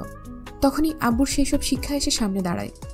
অন্তু, পরিণামের চিন্তা যদি তোকে প্রতিবাদ করা থেকে পিছপা করে তোলে, সহ্য করতে শেখার পরামর্শ দেয়, সেই চিন্তাধারায় অল্প একটু কেরোসিন ঢেলে ছোট্ট একটা দিয়াশালাই জ্বালিয়ে দে। আর যদি সবাই এটা করতে পারত, দেশে কখনোই স্বৈরাচার সোচ্চার হয়ে ওঠার সুযোগ পেত না। পৃথিবীতে ক্ষমতা এবং দুর্বলতা আলো এবং অন্ধকারের মতো। অন্ধকার না থাকলে আলো কখনো দৃশ্যমান হতো না। এখানে আপেক্ষিকতার সূত্র খাটে। দুর্বলতার আপেক্ষিকতায় ক্ষমতা জাহির হয়। তুই যতক্ষণ দুর্বল তার তুলনায় বরং তার সম্মুখে কেউ শক্তিশালী। যখন তুইও শক্তিশালী, তখন তোরা দুজন বরাবর কাটাকাটি হয়ে যাবে শক্তির। আর কারোটাই তখন শক্তি থাকবে না। ঠিক যেমন আলোর বিপরীতে আলো অতুলনীয়। অন্যায়ের প্রতিবাদ করার ফলে যেই ক্ষতিগুলো জীবনে নেমে আসে এবং অন্যায়ের প্রতিবাদ করতে গিয়ে যারা ক্ষতি ও অবিচারের সম্মুখীন হয়, আল্লাহ তাআলা তাদের বলেছেন মজলুম। আর তিনি স্বয়ং প্রতিশ্রুতি দিয়েছেন, নিশ্চয়ই তিনি তার মজলুমদের সাথেই আছেন। অন্তুর ভেতরে বিপ্লবের আগুন জ্বলে ওঠে। শুরুটা হয়েছিল একটা বোরখা পরা মেয়েকে সিগারেট হাতে তুলে দেওয়ার মাঝে। এরপর প্রতিটা দিন একটা মেয়েকে নিয়ে রঙ্গতামাশা কথা, তরুণ যুবনেতার বিরুদ্ধ আচরণ দিয়ে শুরু এই কাহিনী। আজ অন্তুকে পর্দাহীন, মনুষ্যত্বহীন, সুস্থতাহীন এক অস্বাভাবিক চিন্তাধারার মানুষে পরিণত করেছে। মেয়েরা যুদ্ধে ইজ্জত দিয়েছে, গর্ভের ছেলে, মাথার সিঁদুর, গায়ের কাপড়। কেন কেন শুধু ওরাই দিয়েছে? ওরা কেন কেড়ে নিতে আসা হানাদারের বুকে বটির কোপ বসাতে পারেনি? চালের বাটাম খুলে কেন মারতে পারেনি মাথায় একটা বাড়ি? সেই সব কুকুরদের রক্তে কেন চুরি পরা হাত দুটো ধুয়ে ফেলতে পারেনি? আজও কি হচ্ছে? সেদিন আখি কেন একাধিক নারকীয় পিশাচের দৈহিক খোরাক হয়েছে?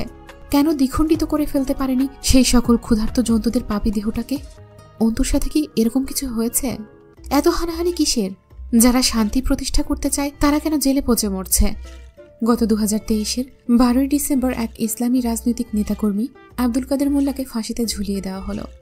তার অপরাধ, সে মুক্তিযুদ্ধের মানবতা বিরোধী অপরাধী। টুপিদাড়ির সাজে একজন মুসলমান বেশি রাজনৈতিক নেতাকর্মীর বিরুদ্ধে যে অভিযোগ তোলা হয়েছিল তা কতটুকু সত্যি? যদি এভাবে সকল জামাত পার্টির সদস্যরা অপরাধী হয়, তাহলে তো ধরে জেলে পুরে দেওয়া হচ্ছে। তাদের তো ধরে জেলে পুরে দেওয়া হচ্ছে, অথবা পরিয়ে দেওয়া হচ্ছে কালো মুখোশ, ঝুলে পড়ছে ফাঁসির কাষ্ঠে। এরপর ক্ষমতায় আছে নিশ্চয়ই মুক্তিযোদ্ধা এবং দেশপ্রেমিক মানুষেরা। তাহলে এই রাহাজানি, সহিংসতাগুলো কাদের কাজ? সকল অপরাধীর শাস্তি হয়ে গেছে।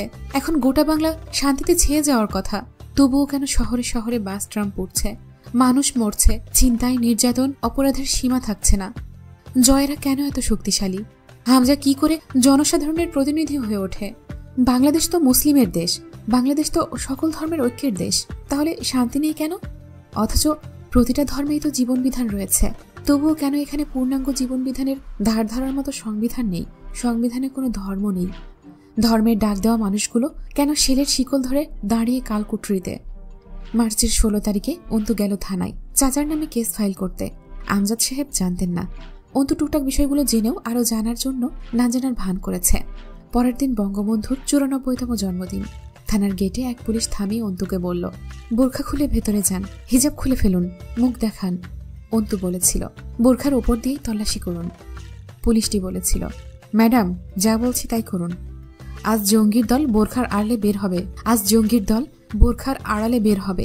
এসব পর্দা সব স্থানে চলে না, খুলে ভেতরে যান। অন্তু ধৈর্য হারায় জ্বালা ধরানো হাসি হেসে বলেছিল, কোথাও শুনেছিলাম ধান পড়ে চুলায়, পানি ঢালে পাছায়।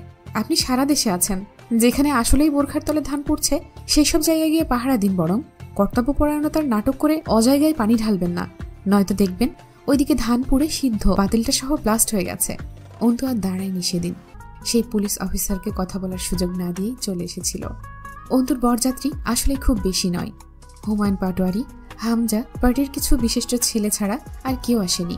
জয়ের পরনে সাদা শেরওয়ানি, মাথাটা খালি, পাগড়ি নিয়ে পিছে পিছে ঘুরছে রাহাত। খাওয়া শেষ করে অন্তুকে বের করে নিয়ে যাওয়া হলো। অন্তু এক ফোঁটা কাঁদল না। অন্তিক বোনের হাতটা চেপে ধরে গেট অব্দি নিয়ে যায়। রাবেয়া দূরে দরজায় চৌকাঠ ধরিয়ে দাঁড়িয়েছিলেন। ঝরঝর করে পানি পড়ছিল অসহায় মায়ের চোখ দিয়ে। অন্তু এগিয়ে গিয়ে বলে, আম্মা বিদায় দাও, নতুন এই জীবনে কিছুদিন বেঁচে থাকতে চাই। বেঁচে থেকে কিছু নতুন অভিজ্ঞতায় ভিজিয়ে ফেলতে চাই দুটো হাত। সেই অভিজ্ঞতা সামলে নেওয়ার দোয়া করো। আমি আসবো তোমায় দেখতে। খবরদার ওই পাপের ইটবালুতে গড়া দালানে তোমার পা ফেলো না আম্মা। আব্বু আমায় যেদিকে দিয়ে গেছে তা আমার মাঝে থাক, তোমার পা নোংরা করতে যেও না। দেশের পরিস্থিতি ভালো না, আর না মানুষ। সমাজ ময়লা হয়ে গেছে। তোমরা সরল মানুষ, কোনো রকমে বেঁচে থাকলেই অনেক। রাবেয়া হু হু করে কেঁদে ওঠে। অন্তু বড় হয়ে গেছে। ছোট ছোট প্রতিবাদ থেকে জন্ম নেওয়া অন্তু কিছু বিষমাখা অভিজ্ঞতার আয়োজনে আজকাল কেমন যেন লাগাম ছাড়া হয়ে গেছে। অন্তিক ফিসফিস করে বলে, যতদিন ছিলি কথা হয়নি বহু বছর, আজ বহুত কথা টের পাচ্ছি ভেতরে, বলার সুযোগ নেই। বহুদিন রাতে ঘুমাইনি, চোখ দুটো খুব জ্বলেছে। তোর চোখ জ্বলছে না? অন্তু বলল, জ্বলছে না। আমার খেয়াল রাখিস, ভাবি আর তোর বাচ্চার হাল ধর। হতাশা হলো দুর্বলদের দেহে লেগে থাকা জীবাণু, যা তোকে গ্রাস করে ফেলেছে। হতাশা ঝেড়ে একবার জিতে ফেরার মতো করে গা ঝাড়া দে, দেখবি নিজেকে পুরুষের মতো মনে হবে। যা করেছিস সেই কাল পেরিয়ে এসেছিস। আমিও তো জীবনে কত কিছু করেছি, পর্দাও করেছি। আজ এই বিয়ের সাজ সব মানুষ দেখছে। এখন কি সেই অতীতে বোরখা পরা অন্তুকে ভেবে কাঁদবো? নতুন করে শুরু কর। আমার তোকে প্রয়োজন, ভাবির তোকে প্রয়োজন, তোর বাচ্চার তোকে প্রয়োজন। অন্তুর স্বর হালকা কাঁপলো পর্দার কথা বলতে গিয়ে।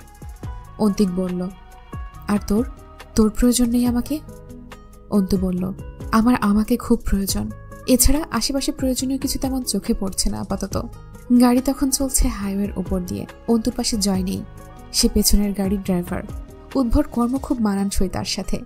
সামনের গাড়িতে হামজা ড্রাইভারের পাশে ছিল। রিমি বসেছে অন্তুর পাশে, ওর কোলে কোয়েল। এক দৃষ্টিতে অন্তুকে দেখছে, বোঝার চেষ্টা করছে। কবির আর এক মুরব্বী এবং হুমায়ুন পাটোয়ারি পেছনের সিটে। অন্তু তাকিয়ে আছে নিজের বাঁ হাতের তালুতে। মেহেদিরাঙা হাতে কি খুঁজছে কে জানে। বিকট একটা আওয়াজে কানের তালা লেগে গেল। রিমি কান চেপে ধরে নিচু হয়। গাড়ি থামতেই ছুটে বেরিয়ে যায় হামজা ও হুমায়ুন পাটোয়ারি। ককটেল পুড়ছে জয়ের গাড়ি থেকে 2 হাত দূরত্বে। গাড়ি ছিটকে এসে উল্টে যাবার আগেই ব্রেক কষতে জয়ের কপালটা স্টিয়ারিংয়ে সজোরে ধাক্কা খায়। কপাল চিরে দ্বিখণ্ডিত হয়ে গেছে। দাউ দাউ করে আগুন জ্বলছে। হামজা পাগলের মতো ছুটে যায়। গাড়ির কাঁচ তোলা ছিল। দিক বিদিক শূন্য হয়ে আশেপাশে তাকায়। এক দৌড়ে সামনের গাড়িতে ফিরে ভরা বোতলটা আনে। গ্লাসের ওপর দুটো আঘাত করে। গ্লাস চিড়ে গেলেও ভাঙে না।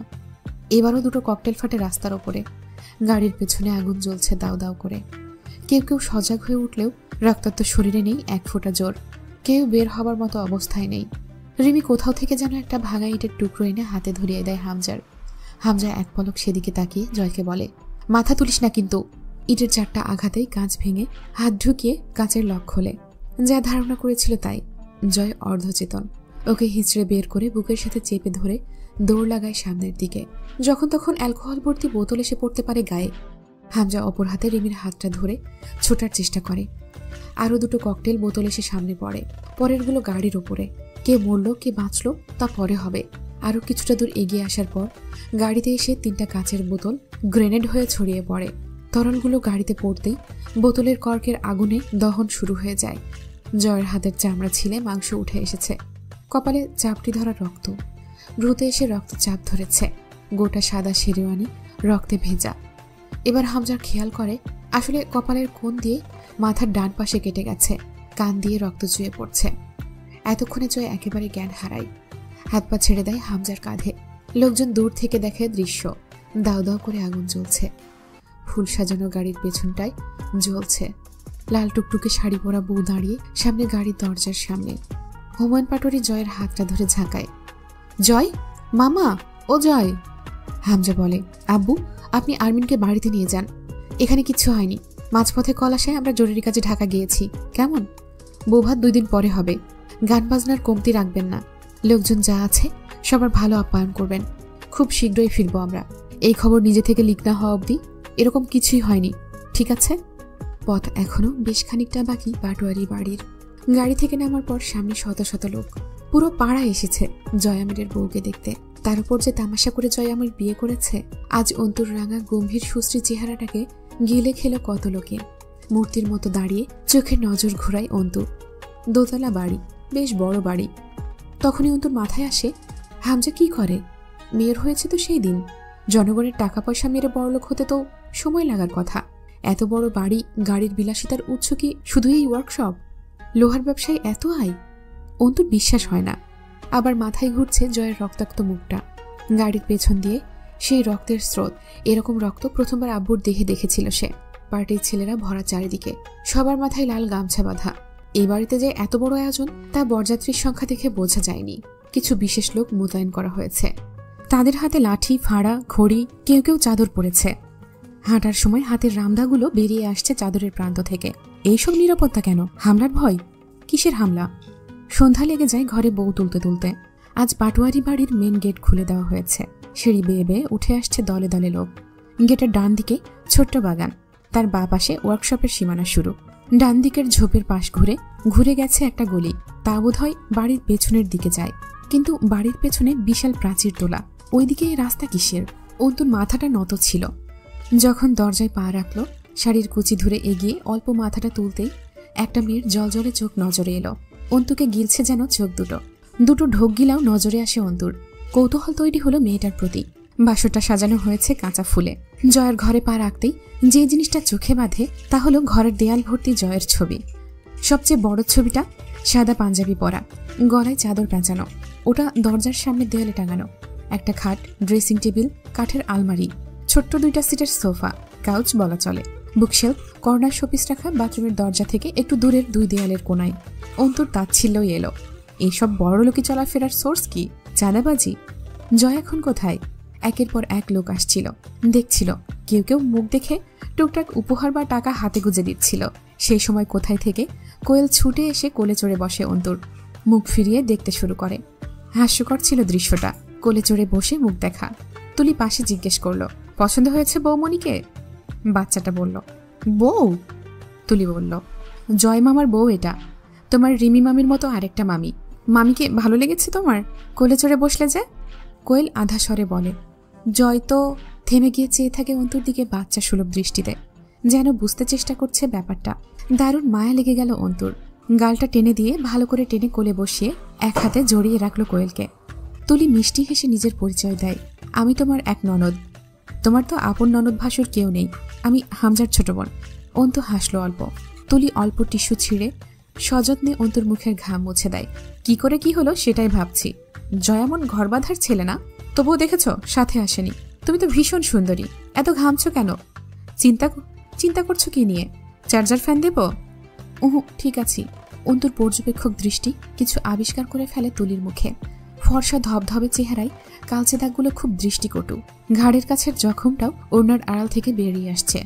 চোখের নিচে কালি পড়া, যা জানান দেয় বহুরাত ঘুমায়নি চোখ দুটো। অথচ দারুণ সুন্দর চেহারা তুলির, হামজার মতোই নাক চোখ। তবে হামজা পুরুষ হিসেবে এমন ফর্সা না। রিমি এসে দাঁড়াতেই তুলি চমকায়। মুখটা এমন ছোট লাগছে কেন তোমার ভাবি? জয়ার হামজা ভাই কই? ওরা কি আজকের দিনটাও স্বাভাবিকভাবে পালন করতে পারতো না? রেগে উঠল তুলি। রিমি যান্ত্রিক স্বরে জানায়, রাস্তায় গাড়িতে হামলা হয়েছিল। জয়কে বোধহয় আপনার ভাই রাজধানীতে নিয়ে গেছে।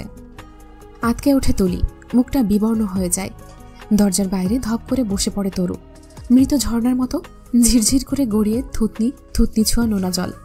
শাহানা জানতে পেরে হাউমাউ করে কেঁদে ওঠে হামজার জন্য। তার ভয় হয়, ঢাকা যেতে যেতে আবার যদি হামলা হয়। লোকের আনাগুনা কমল রাত 11টার দিকে। তোড়জোড় কমে গেল। ঠিক খবর হয়ে গেছে, বিয়ের গাড়িতে হামলা হয়েছে। পুলিশ এসেছিল, হুমায়ুন পাটোয়ারি সামলে নিয়েছেন। অন্তু ঘরটা দেখল দৃষ্টি ঘুরিয়ে। বেডসাইড টেবিলের ওপরে কাঁচের বোল ভর্তি কাজু বাদাম রাখা, তার পাশে ছোট্ট একটা হিপ ফ্লাক্স পড়ে আছে। অন্তু কর্ক খুলে শুকল। মদের বিশ্রী গন্ধ, তবে তরল নেই। হলুদ একটা স্মাইলি হ্যান্ড প্রেস বল পাওয়া গেল ড্রয়ারে। এটা ব্যবহার করা হয় মেজাজ ঠান্ডা রাখতে। মানসিক বিশেষজ্ঞরা এটাকে হাতের মুঠোয় রেখে প্রেস করার পরামর্শ দেন মেজাজ ঠান্ডা রাখতে।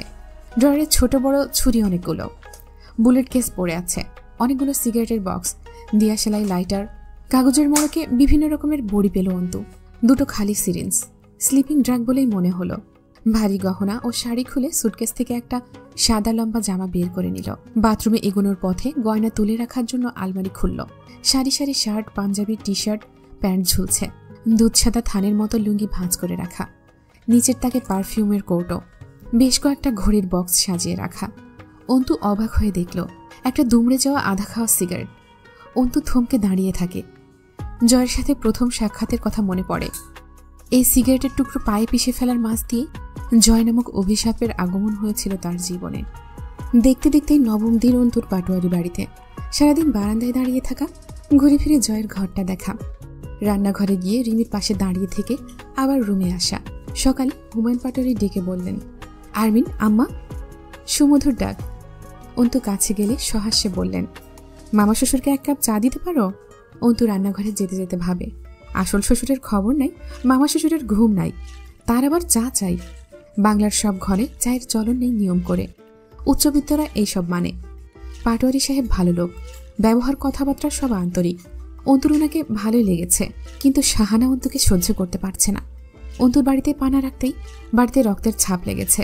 রিমির হাতের কবজি বেয়ে জয়ের রক্ত এসেছিল সেই দিন। জয় আসেনি। দুই ভাই রাজধানীতে পড়ে আছে। কল করলেও হামজা বিশেষ কিছু বলেনি। বলে সব ঠিক আছে, জলদিই দিনাজপুর ফিরব। জয়ের অবস্থা কিছুই বলে না। সেসবের জন্য অন্তুকে দায়ী মনে হয় শাহানার। আগামীকাল থেকে 2 দিন হরতাল। বহুদিন থেমেছিল এসব অবরোধ, আবার শুরু হলো কিসে কে জানে। ওরা আসতে যে আরো কয়েকটা দিন লেগে যাবে এটা বোঝা যাচ্ছে। শাহানার শরীরে কোনো উন্নতি নেই। সে সারাদিন পেটের ব্যথায় কাতরায়, কথা বলার লোক নেই তার। অন্তু গিয়ে বসেছিল। 2-4 কথা শুনিয়ে রুম থেকে বের হতে বলেছেন। বিকেলবেলা তুলি রুমে ঢুকতেই ফিডার রেখে দৌড়ে এসে ঝেপে পড়ল কোয়েল। আরিন চলো তো, চকলেট কিনে আনি। জয়টা আসছে না, তুমি ওর বউ, তুমি চলো। অন্তুর কানে গলিত শিশার মতো ঢোকে জয়ের বউ কথাটা। সে হাসে। পরে যাব আম্মা, চলুন এখন দুধটুকু শেষ করুন, নয়তো চকলেট কিনে দেব না। অন্তু বসে থাকে কিছুক্ষণ, পরে দ্বিধা ভেঙে জিজ্ঞেস করে, দুলাভাইকে তো আসতে দেখলাম না, মেয়েকে দেখতে আসেন না? আপনি কি এখানেই থাকছেন? এত দ্বিধা করছো কেন? সৌজন্যের কিছুই নেই, সরাসরি প্রশ্ন করো যা মনে আছে। বলেই হাসল তুলি। অন্তু বলল, কি হয়েছে আপনার দুলাভাইয়ের সাথে? তুলির মনে হয় জয়ের বউটা অন্তর্যামী। নতুন এই বাড়িতে এসে শুধু সবার চালচলনে অন্তু যেসব সত্য বুঝে গেছে তা সাধারণ চিন্তার মেয়ের পক্ষে বোঝা সম্ভব নয়। তুলি করুণ হাসে। এতগুলো দিন এখানে এসে রয়েছি, এই বাড়ির কেউ জিজ্ঞেস করেনি একবারও তুমি কেন করছো? অন্তু নিঃসংকোচে উত্তর দিল, আমি এই বাড়ির কেউ নই। তুলি চেয়ে থাকে অন্তুর মুখের দিকে। চোখ মুখে অনেক কিছু, কিন্তু সেসব নীরব। চোখ যেসব কথা বলে এই মেয়ের তা বোঝা যায় না, শুধু বোঝা যায় বহু কথাই বলে যায় নিঃশব্দে।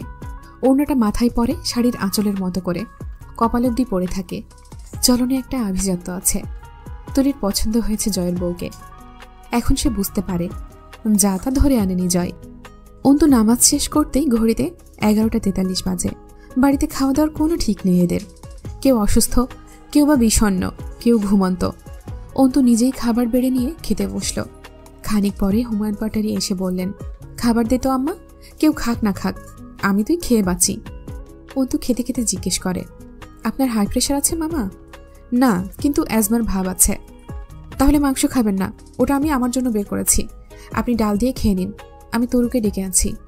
অবাক হয়ে তাকিয়ে রইলেন হুমায়ুন সাহেব। সিরিয়াস, গম্ভীর, আবার কেমন অদ্ভুত মেয়েটা। বাড়িটাকে 2 বাহুতে আঁকড়ে ধরেছে, নাকি নিজের নিয়ন্ত্রণে রেখেছে ঠিক বোঝা যাচ্ছে না।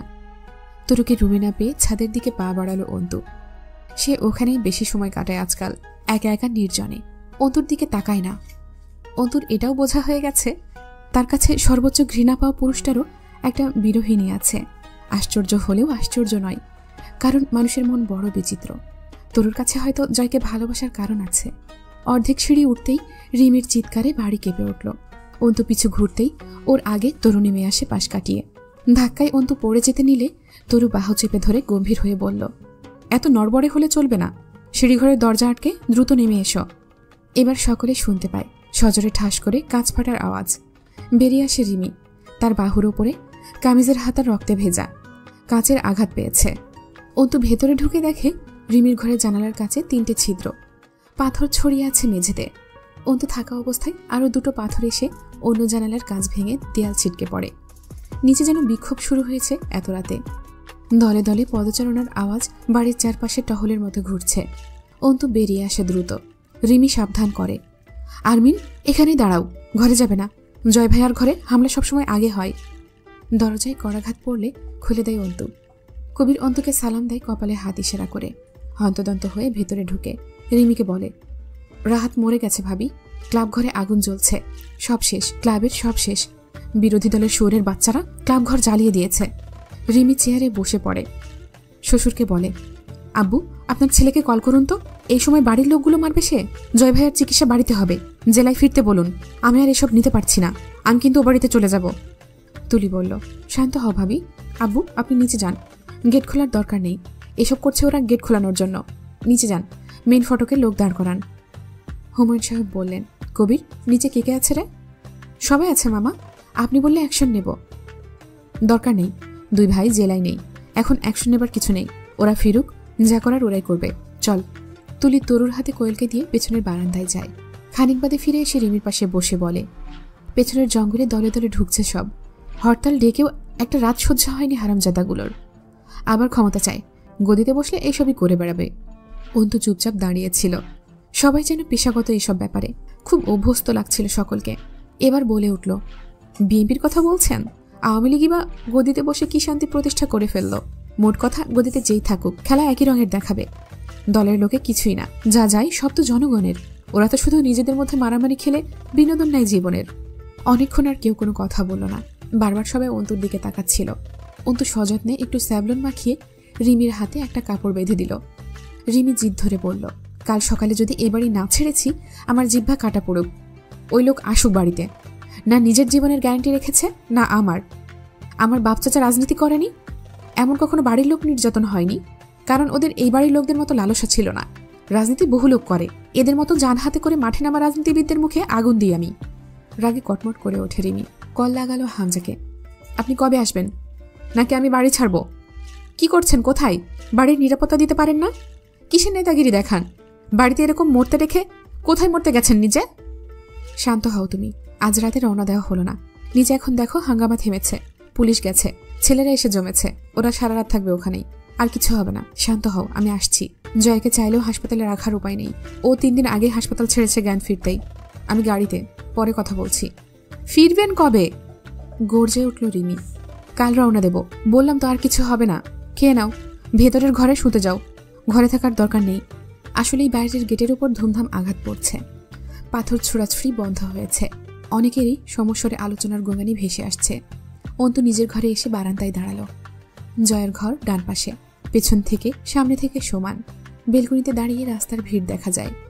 পোলের লাইট বোধহয় ভেঙে ফেলেছে ওরা। অন্ধকারে জটলা বাঁধানো লোকজন।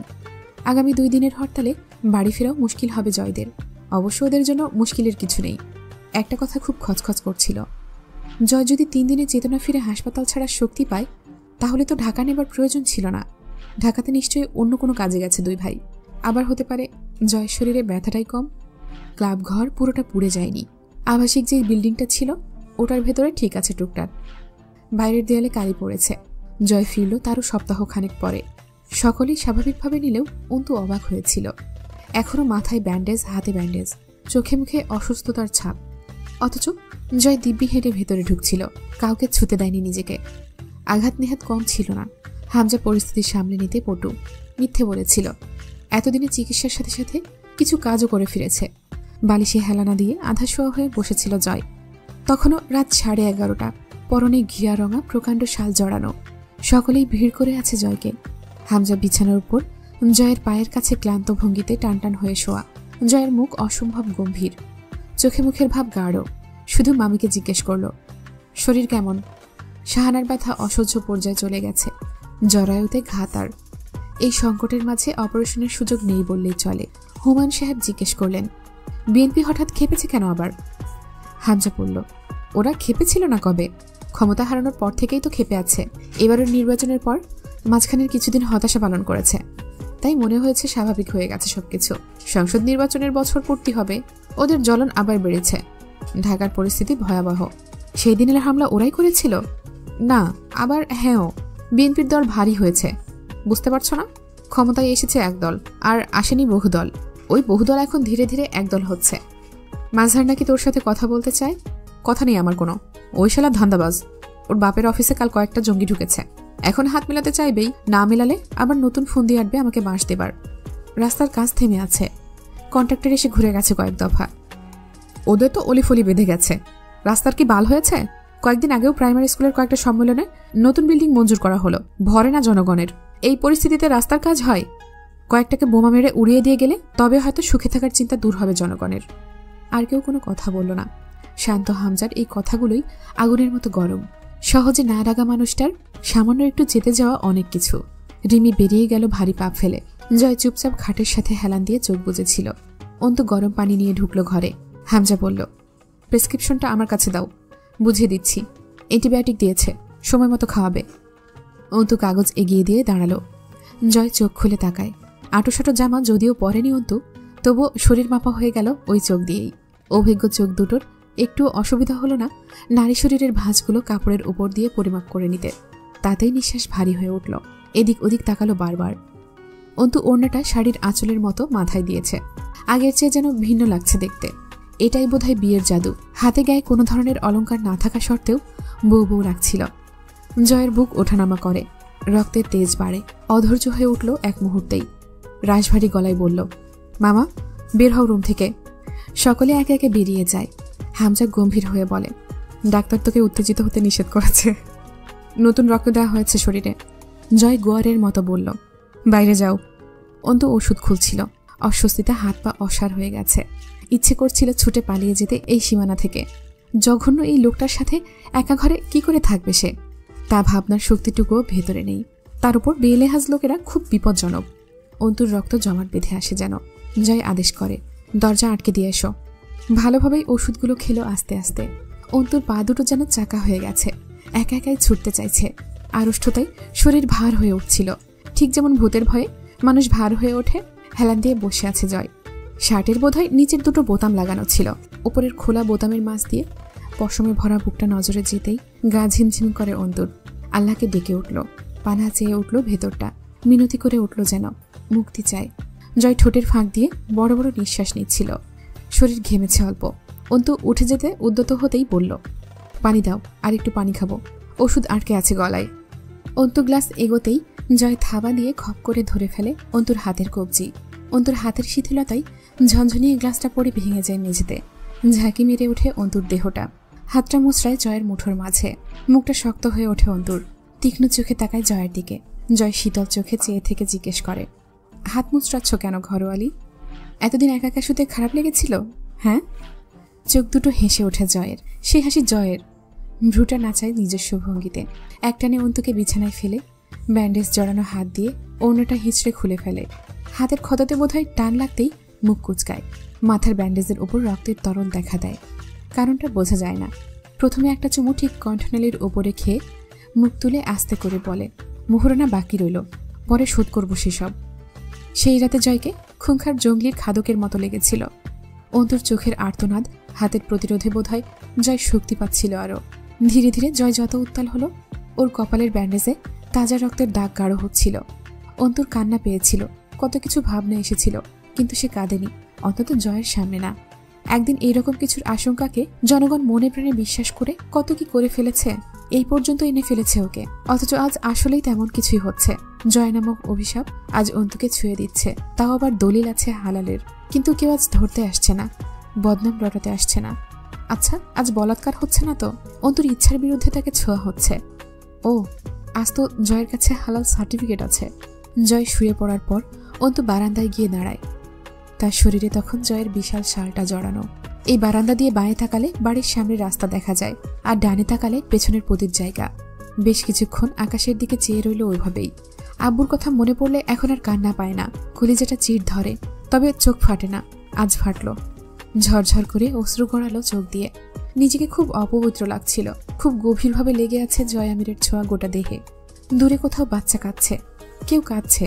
অন্তু চমকালো, এত রাতে আবার কে কাঁদছে? করুণ সেই স্বর। কোথায় থেকে আসছে কান্নার আওয়াজ?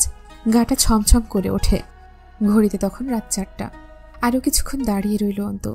ভেতর থেকে জড়ানো গলায় জয় ডাকে, ঘরওয়ালি ভেতরে এসো। এত রাতে মেয়ে মানুষের বাইরে দাঁড়িয়ে থাকা ঠিক না। অন্তু জবাব দেয়, অভিশপ্ত ভেতরে শুয়ে আছে জয় আমির, বাইরেটা বরং আমার জন্য নিরাপদ। চোখ বুঝেই ঠোঁট এলিয়ে হাসে জয়, ভুল বলনি, তবে এটা আমার বিশেষত্ব।